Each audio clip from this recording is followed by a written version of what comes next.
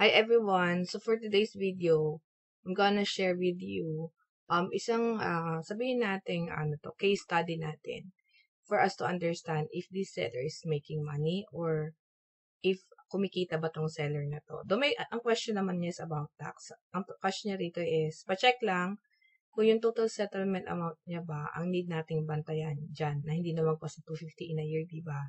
Nag-check lang din kasi ako from July 27 register namin to now na kinikita namin, ayan ang lumabas. O sige, if I'm going to be a business owner, syempre, hindi ko naman dapat tingnan lang yung 250 eh.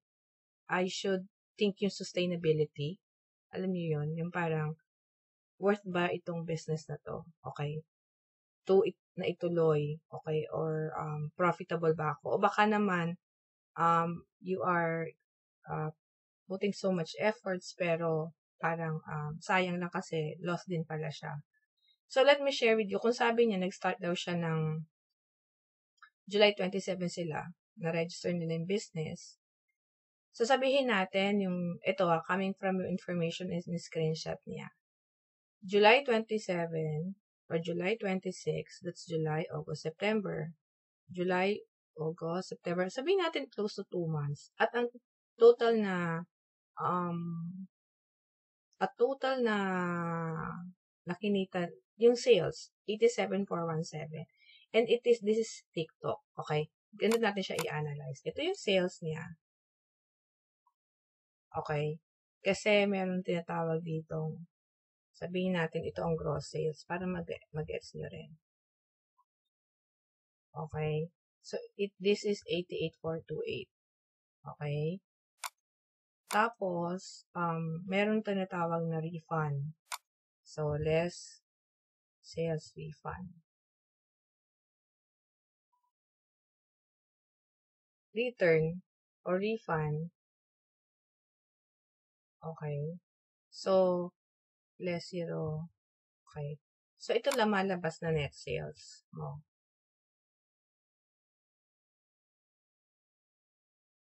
Yan ang net sales mo. Ang period cover niyan is July 26 to September 24. So, sabihin natin close to 2 months, diba? 2 months worth of, effort. Ngayon, if this online seller elected for an 8% tax regime niya, 8%. At ang assumption nito, wala siyang work. I mean, focus lang talaga siya sa business. Okay? So, if this is the revenue, sabihin natin, na 87,000 at focus lang siya sa business, less deduction.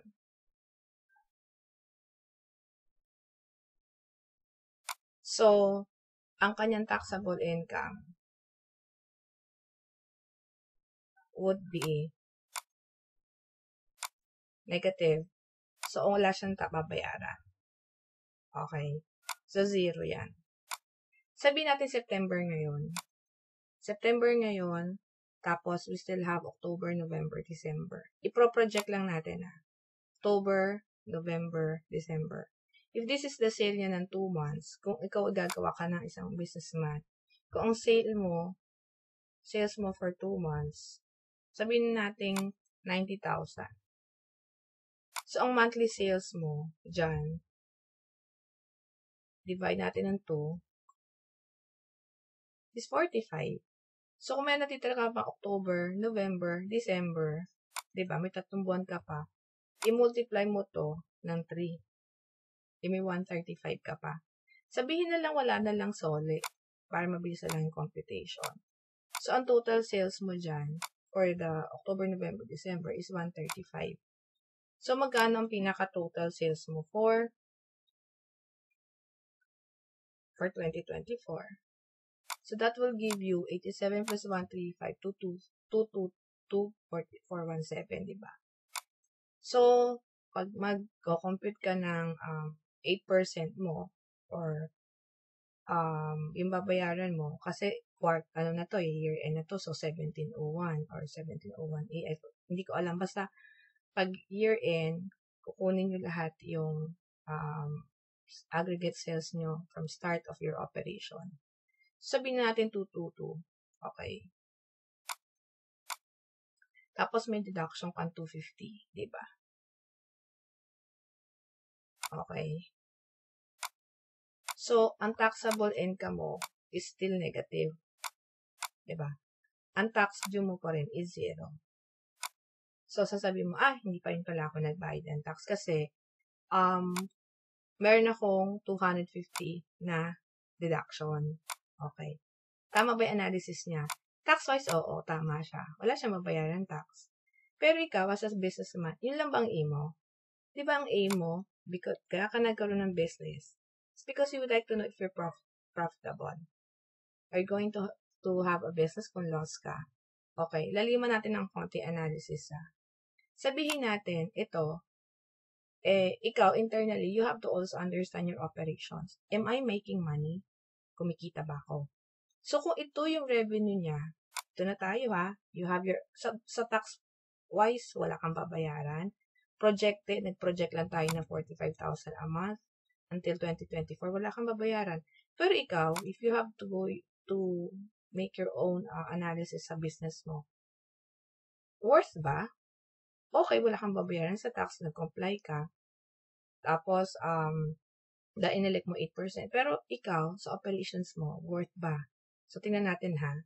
Dito, ang total sales mo, dito, ang i-analyze natin dito is yung 2 months operations mo. You have your net sales. Diba? Nakuha natin yan eh. Ayan. Pero, it shows here, ang laki ng affiliate commission mo. Diba? Maglalas ka ng operating expenses mo.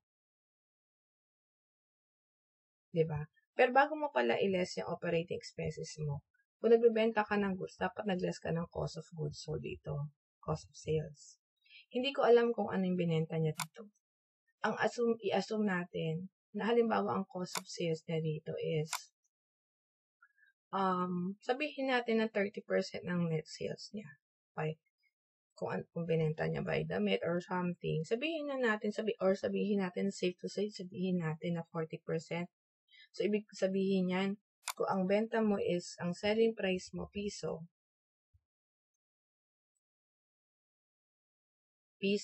ang puhunan dyan, kaya mo binenta siya ng piso, ang cost niya, ang puhunan niyan, sabihin natin 40 cents. Kaya, ang lumalabas mo ng tubo na hindi mo pa ibabawas yung ibang mga expenses mo would be 60 cents per item. Diba? So, gamitin natin tong framework na yan. So, kung ang cost of sales mo is 40%, multiply ko to ng 0.4. Ito yung lumalabas mong gross profit. Okay. Tapos, bawas na natin yung mga expenses. Transaction fees. My gosh. Transaction fees.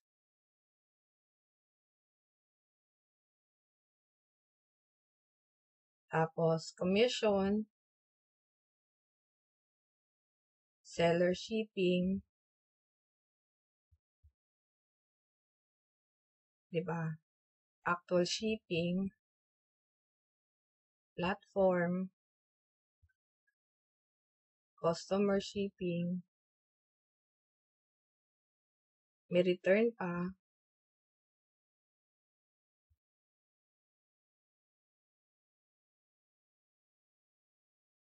Diba? Tapos may affiliate commission. I-add nga natin. Kasi ang total fees niya, 47,000. My gosh. Sabihin natin 26, 12.29. I-add ko lang. I-ready ko lang to ha. Tapos, total commission fees niya, 5314.46. Tapos, may seller shipping siyang 120. Tapos, actual shipping fee, 31,749. Platform shipping, 1205. Customer shipping, 30027. Actual return,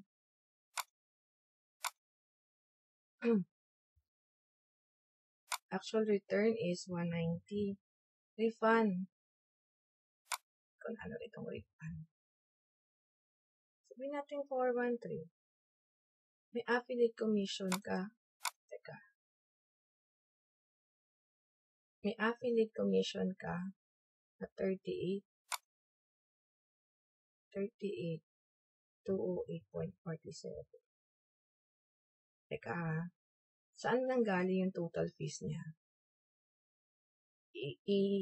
Kasi sabi niya rito 47 to 55.2. Baka isang subtotal to. Kung affiliate commission nito,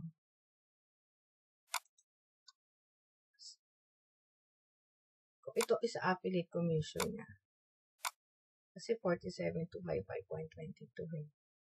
Tingnan natin ha. May 9046. Ito ba yun? Ah, okay. So, ito yun.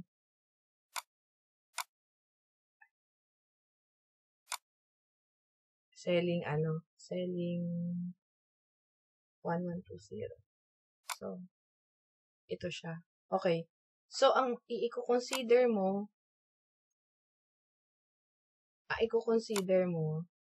na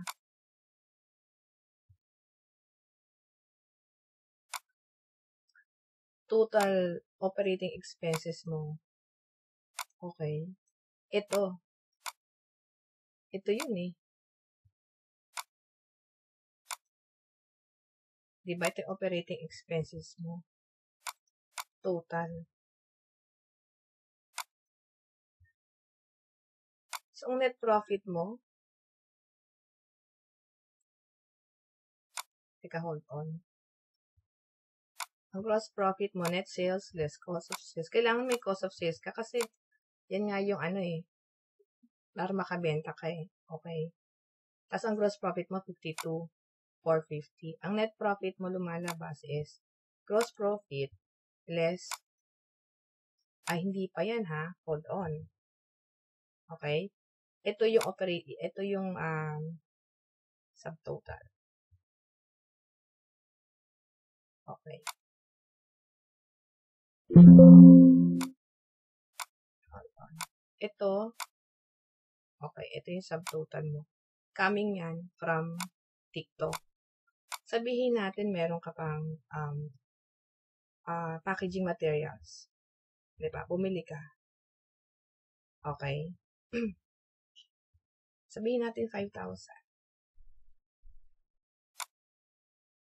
Total operating.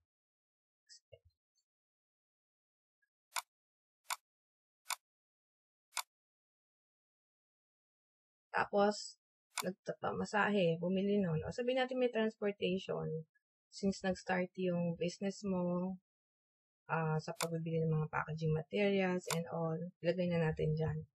Tapos, syempre nag-start ka ng business, bumili ka ng mga other supplies, diba? Okay.